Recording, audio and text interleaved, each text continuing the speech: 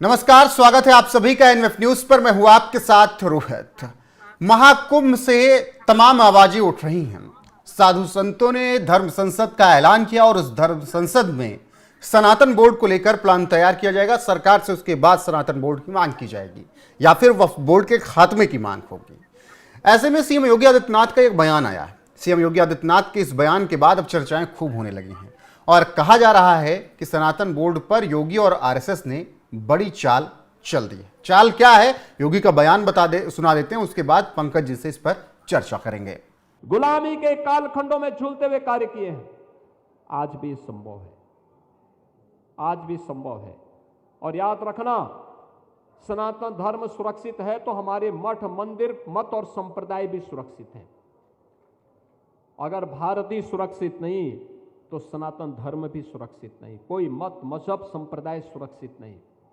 और इसलिए सबका ध्येय एक ही होना चाहिए, सनातन धर्म के प्रति। उसके लिए हम कार्य करें। और अपील मेरी होगी, सनातन धर्म को किसी संकीर्ण दायरे में कैद मत होने दीजिए, मत होने दीजिए। उसकी तुलना छोटे छोटे उन बोर्ड और उससे मत करिए। ये बहुत विराट स्वरूप है जी सनातन धर्म का, बहुत विराट स्वरूप है। उस विराटता को बनाए रखे, उसी में की भव्यता है, उसी में दिव्यता है, उसी में आपका सम्मान भी है और भारत का स्वाभिमान भी है। उसी को बनाए रखने के लिए हम सबको मिलकर के कार्य करना है। सीएम योगी आदित्यनाथ का साफ कहना है कि सनातन संकीर्ण नहीं है, उसे किसी दायरे और किसी बोर्ड की जरूरत नहीं है। अब हम क्यों कह रहे हैं कि आरएसएस और सीएम योगी मिल गए हैं? दरअसल जब तक मोहन भागवत का बयान नहीं आया था सनातन बोर्ड को लेकर, उसके बाद उससे पहले योगी कहा करते थे अगर किसी की मांग है तो विचार किया जाना चाहिए। लेकिन जैसे ही आरएसएस प्रमुख का बयान आया, सीएम योगी के सुर बदले हुए नजर आ रहे हैं। पंकज जी, नहीं, ऐसा नहीं आप कहें कि एक मंच पे एक साथ आ गए हैं, वो एक हैं ही। हाँ, आरएसएस और योगी को जानबूझ के किसी बदमाशी के कारण अलग अलग करके देखने का चलन है। और माफ कीजिएगा, इस देश के पत्रकारों का एक तबका दोनों में विभेद पैदा करने की कोशिश करता रहा। महान अद्वैतनाथ से राष्ट्रीय स्वयंसेवक संघ हमेशा से गोरक्षा पीठ के साथ मिलकर काम करता रहा है, उससे निर्देश प्राप्त करता रहा है। जितने भी बड़े पीठ हैं इस देश के, उन सबको राष्ट्रीय स्वयंसेवक संघ पूछता रहा। इसलिए तो पहली बात ये कि अलग हैं या फिर अब एक हो गए हैं, ऐसा नहीं है। हमेशा से एक थे और एक रहेंगे। अब ये समझाइएगा, सीएम योगी बता रहा हूं, पहले कह रहे थे कि अगर विचार किया जा रहा है, कोई कह रहा है तो विचार किया जाना चाहिए। जब से मोहन भागवत ने कहा किसी बोर्ड की जरूरत नहीं सनातन को, उसके बाद सीएम योगी ने कह दिया कि सनातन बहुत विराट है, इसमें कोई दो राय नहीं, लेकिन सनातन को किसी संकीर्ण मानसिकता, किसी बोर्ड में बांधा नहीं जा सकता। देखिए, वही मैं बता रहा था कि पिछले 2 दिनों में महाकुंभ से 2 बड़े संदेश दिए गए हैं संत समाज की ओर से। पहली बात यह कि काशी और मथुरा के विषय पर संघ विश्व हिंदू परिषद 1984 में जो धर्म संसद में जो सर्वसम्मति से जो प्रस्ताव पारित हुआ था, आज भी उसके साथ खड़े हैं। और दूसरा यह कि सनातन को अगर हम किसी बोर्ड या किसी संस्था के द्वारा बांधने की कोशिश करेंगे तो बाद में बहुत सारी विकृतियां आएंगी और बहुत सारी नई समस्याएं पैदा होंगी। सनातन समंदर है। और देखिए, वो जो हैं, जिन्होंने बोर्ड बना रखा है, वो एक संप्रदाय है, एक धारा है, सिर्फ वो किसी एक व्यक्ति को पूजने वाले। अब सनातन के अंदर देखिए, कोई रामकृष्ण परमहंस को मान रहा है, कोई भगवान बुद्ध को मान रहा है, कोई महावीर स्वामी को मान रहा है, कोई गुरु नानक देव जी को मान रहा है, कोई विष्णु भगवान को मान रहा है, कोई वैष्णव है, कोई शैव है, कोई शाक्त है, कोई निर्विकार ब्रह्म की उपासना कर रहा है। तो उसमें फिर बहुत सारी नई तरह की समस्याएं पैदा होंगी जी। इसीलिए आप कह रहे थे ना कि पहले कहा था और अब नहीं कर रहा है। देखिए, एक विचार आता है और विचार इसलिए आया कि अगर मुसलमानों का एक वक्फ बोर्ड हो सकता है तो हिंदुओं का एक सनातन बोर्ड होना चाहिए। यही एक विचार था ना। और उस जब तक विचार प्रवाह शुरुआत हुआ, डिस्कशन हुआ, तो बहुत सारे लोग अपना अपना मंतव्य देते हैं। लेकिन जो फलाफल निकलता है, मैं आपको बता रहा हूं कि 27 तारीख को, यानी 27 जनवरी को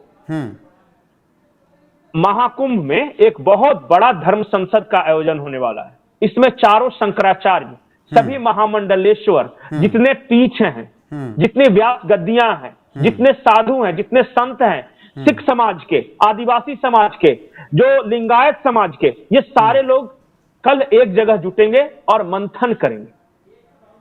और बिल्कुल। उससे पहले किसी भी तरह से कि पहले ये किसने कहा, पहले वो किसने कहा, तो ये नहीं हुआ, तो ये हुआ, विचार है, एक विचार आया सनातन बोर्ड का, इसमें भी मंथन होगा, बातचीत होगी।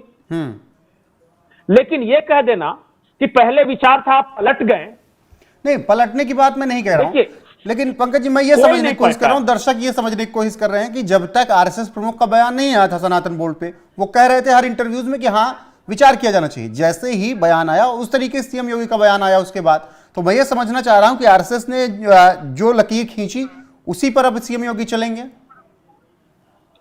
नहीं नहीं, आरएसएस के लकीर पे नहीं, दोनों एक ही लकीर पे चल ही रहे हैं। अब क्या चलेंगे?